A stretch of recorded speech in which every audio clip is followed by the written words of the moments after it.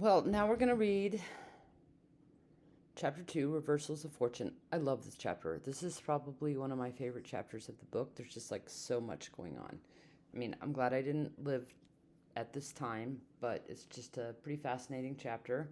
We're going to read it in two parts. So this will be part one, pages 39 through 50. Voyages across the Atlantic and Pacific suddenly created a world-spanning economic system. Yet did this really usher in a new era in the history of life? To answer that question, imagine flying around the world in 1642, a century and a half after Columbus's first voyage. So that's about 140 years later. So pay close attention because in a short 140 years later, the world completely changed. That would be like two of your grandmothers' lifespans. Think of it as a around the world cruise at an altitude of 35,000 feet above the planet in the first stages of a great disturbance. What did the passengers see? That's pretty high. You could do the calculation right there. The world in 1642. One thing they see is a world bound together by hoops of Spanish silver. Silver from Spain's colonies in the Americas is well on the way to doubling or tripling the world's stock of precious metals. From a mountain of silver in Bolivia, bars and coins travel under guard down the Andes Mountains to the Pacific coast to be loaded into the ships. Military convoys carry the treasure across the world. So convoys just like a group of ships or trucks, could be trucks these days, but at the time it was ships. They didn't really have anything. And they would travel all together. Why would they need the military? From the plain, follow the Silver Fleet north from its launch point in Peru. To the east are the Andes Mountains, now in geological turmoil. 115 years before this flight, smallpox swept in. Other European diseases followed, and then the Europeans themselves. Millions of native peoples died, and now their centuries-old farmlands remain empty. Shrubs and low trees have overwhelmed abandoned farms. Ecosystems in the Andes, once cultivated, have gone wild. Some of the silver vessels anchor in Panama, while others go on to Mexico. The silver that goes to Mexico is destined for the China trade. The silver brought ashore in Panama is carried across the isthmus of Central America by mule train to the Atlantic coast, where it is loaded onto ships bound for Europe, guarded by an armada of galleons. These are armadas like a fleet of ships. You can see a picture right here that I drew. I'm going to also show you a picture on the slide, on a slide deck. Bristling with guns and crewed by as many as 2,000 seamen and soldiers, the Silver crosses the Atlantic every summer with its departure time to avoid hurricane season. Unloaded in Spain, the chests of treasure arrive in a turbulent land. That means like a place that is having a lot of upheaval and turmoil. Silver from the Americas has made Europe wealthy and powerful, but from one end to the other, the continent is plagued by war, rising prices, rioting, and weather calamities. Turmoil is nothing new in Europe, but this is the first time it's closely linked to the opposite ends of the earth. Trouble flies from Asia and Africa and the Americas to Europe, shuttling around the world on highways of Spanish silver. Spain's conquest in the Americas threw its leaders into a fever.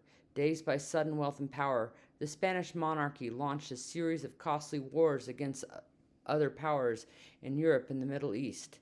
England was drawn in, and Spain attempted a vast seaborne invasion of England with the Spanish Armada, which failed. War spawned. In 1642, almost the only European nation not directly at war with Spain is England, which is in the midst of its own civil war. So that's like all of Europe is fighting with Spain except for England. The costs of all the wars are staggering. To pay for them, the Spanish court borrowed money from foreign bankers, believing that its debts would always be covered by future shipments of American treasure. Debt piled up, and no one wanted to imagine that the good times would end. Guess what? They're going to end, right? We know they're going to end. We've seen this story before. Yet the result of such a policy is bankruptcy. By 1647, Spain had failed again and again to pay its debts. Worse, the American mines have produced so much silver that the value is falling even as the production of the mines begins to slow down. The richest nation in the world is hurtling towards financial disaster. Also, because Europe is interconnected in a complex web of economic relationships, Spain's collapse is dragging down its neighbors. It would be like if the United States had a total financial collapse. A lot of other countries would be affected. Spain was very powerful and very influential. So, prices are rising. People are getting poorer and more desperate. Yet these are not the only problems facing Europe. Instruments aboard the World Circulating Plane show that the climate itself is changing. So you can see it's going to get worse, right? We can hear it. You can see it happening. All the good times, things are getting worse. People are unhappy. The crisis and the potato. In what economists call a price revolution, the cost of living more than doubled. That's an insane amount. So I just want you to think about that before I go any further.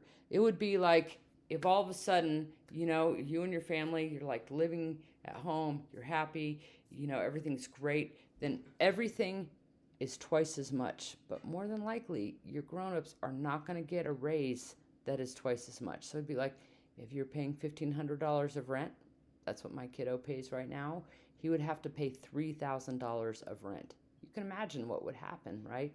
Families start moving in together.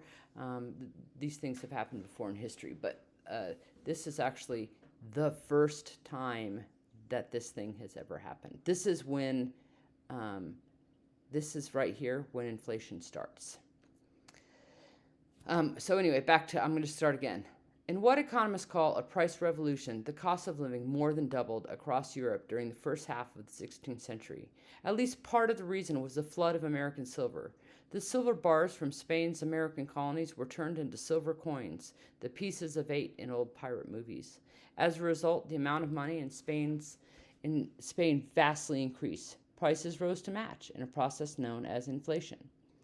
The cost of living tripled in some places and then continued to rise in 17th century. That's an insane amount to have it triple. Because wages did not keep pace with rising prices, the poor were cast into deep poverty and misery. They could not afford their daily bread. Uprisings of the starving exploded across the continent, seemingly in every corner and all at once. Researchers have called this the general crisis of the 17th century, 1600s. Hope for the peasantry. Peasantry are poor people who were like the people who were working the fields. They often didn't own their own land. Sometimes they didn't own anything, and they often worked for royalty. I'll show you pictures, and we're going to read about how broke and poor, and they were starving. Hope for the peasantry came from American crops. By the time of 1642 round-the-world flight, these crops have ridden the silver route across the Atlantic.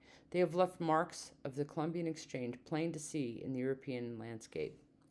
Plots of American corn in Italy, carpets of American beans in Spain, fields crowded with shining, upturned faces of American sunflowers in France, big tobacco leaves soaking in sunlight on Dutch farms.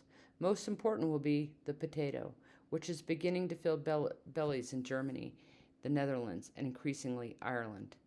As you will see in Chapter 7, however, dependence on the potato will one day bring its own catastrophic problem.